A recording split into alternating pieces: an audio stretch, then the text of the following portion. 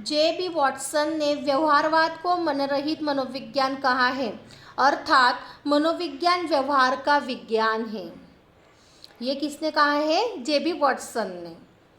आत्मनिरीक्षण या अंतर्दर्शन विधि मनोविज्ञान की प्राचीनतम विधि है। व्यक्ति इतिहास विधि असामान्य व्यवहार के निदान एवं उपचार की सर्वोत्तम विधि है। असामान्य व्यवहार के निदान एवं उपचार की सर्वोत्तम विधि कौन सी है? व्यक्ति इतिहास विधि। समाजमिति विधि समूह की संरचना के अध्ययन की विधि है। मतलब समूह की संरचना के अध्ययन के लिए समाजमिति विधि का उपयोग किया जाता है। प्रश्नावली विधि का सबसे पहले प्रयोग वुडवर्थ ने किया। किसने किया है? वुडवर्थ ने। वुडवर्थ ने किया है। मनोविश्लेषणात्मक विधि का आविष्कार सिगमंड फ्रायड ने किया है। विश्लेषण विधि का आविष्कार कार्ल जी जुंग ने किया है। अनपढ़ व्यक्तियों के लिए चित्रात्मक प्रश्नावली का निर्माण किया जाता है। मंदबुद्धि, पिछड़े बालकों तथा मानसिक रोगियों के अध्ययन व निर्देशन के लिए केस स्टडी विधि या जीवन इतिहास विधि सर्वश्रेष्ठ है। अंतर्दर्शन विधि प्राथमिक स्तर पर प्रभावी नहीं होती। समाजमिति विधि का सर्वप्रथम प्रयोग जैकब एल मोर्नो ने किया। समाजमिति विधि का सर्वप्रथम प्रयोग जैकब एल मोर्नो ने किया। मनोविज्ञान की प्रथम प्रयोगशाला विलियम वुंट ने 1879 में जर्मनी के लिपजिंग शहर में स्थापित की। शिक्षा में मनोवैज्ञानिक दृष्टिकोण के आंदोलन का सूत्रपात प्रकृतिवादी रूसो ने की। शिक्षा में मनोवैज्ञानिक दृष्टिकोण के आंदोलन का सूत्रपात प्रकृतिवादी रूसो ने की। शिक्षण को मनोवैज्ञानिक बनाने का श्रेय पेस्टोलॉजी को जाता है। शिक्षण को मनोवैज्ञानिक बनाने का श्रेय पेस्टोलॉजी को जाता है।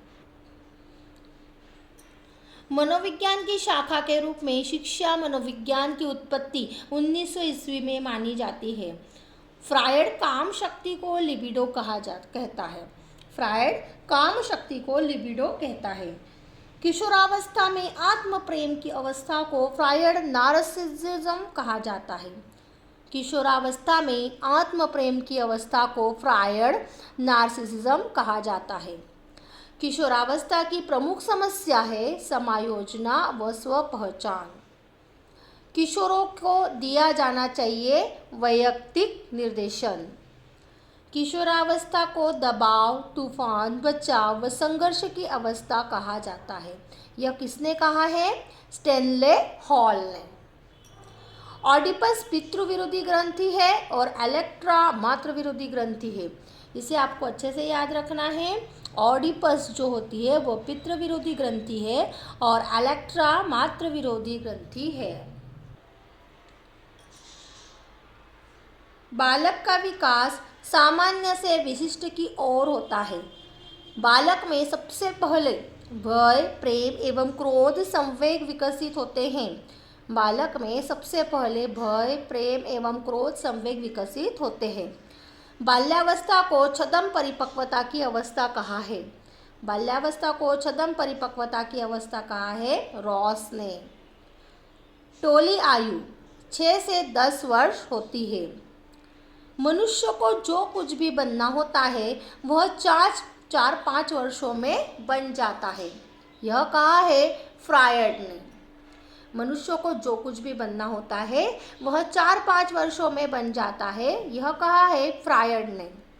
बालक के सामाजिकरण का प्रथम घटक होता है परिवार। कांपना, चीखना, पसीना आना भय संवेग के लक्षण हैं। बच्चे में सभी संवेग 2 वर्ष तक विकसित हो जाते हैं। क्रोध संवेग की अधिकता किशोरावस्था या उत्तर किशोरावस्था मतलब 16 से 20 में होती है। बिनी को बुद्धि परीक्षणों का जनक कहा जाता है। सबसे पहले बुद्धि परीक्षण वुंट ने किया।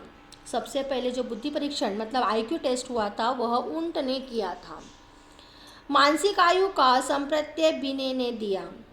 साहचर्यवाद का जनक है जॉन लॉक। साहचर्यवाद का जनक है जॉन लॉक। बुद्धि का त्रिआयामी सिद्धांत दिया था गिलफोर्ड ने। बुद्धि का त्रिआयामी सिद्धांत दिया है गिलफोर्ड ने। लिंगफोर्ड ने 120 मानसिक योग्यता बताई। जो लिंगफोर्ड है उन्होंने जो मानसिक योग्यता होती है किसी भी बच्चे की वह 120 बताई है। वैयक्तिक बुद्धि परीक्षणों का विकास अल्फ्रेड बिने ने किया है 1905 में। London revision Cyril Burt England से। बुद्धिलब्धि का सूत्र 1916 में टर्मन ने दिया, किंतु बुद्धिलब्धि का शब्द का सबसे पहले प्रयोग स्टेन ने 1912 में किया। मानसिक लब्धि का सिद्धांत विलियम स्टर्न ने दिया। यांत्रिक बुद्धि को गामक बुद्धि भी कहा जाता है। यांत्रिक बुद्धि को गामक बुद्धि भी कहा जाता है। कार्ल रोजर्स ने अधिगम का मानवतावादी सिद्धांत प्रस्तुत किया। कार्ल रोजर्स ने अधिगम का मानवतावादी सिद्धांत प्रस्तुत किया। प्रबलन का सिद्धांत CLL ने दिया। प्रबलन का सिद्धांत किसने दिया है? CLL। थार्नडाइक ने भूखी बिल्ली व चूहे पर अपना प्रयोग किया। थार्नडाइक ने भूखी बिल्ली व चूहे पर अपना प्रयोग किया। रॉबर्ट M गेने ने अधिगम के 8 प्रकार बताए हैं। 8 प्रकार किसने बताया अधिगम के? रॉबर्ट M गेने। द कंडीशंस ऑफ लर्निंग पुस्तक लिखी है गेने ने। गेने के संकेत अधिगम को निम्न स्तर पर तथा समस्या समाधान अधिगम को उच्चतम स्तर पर रखा है।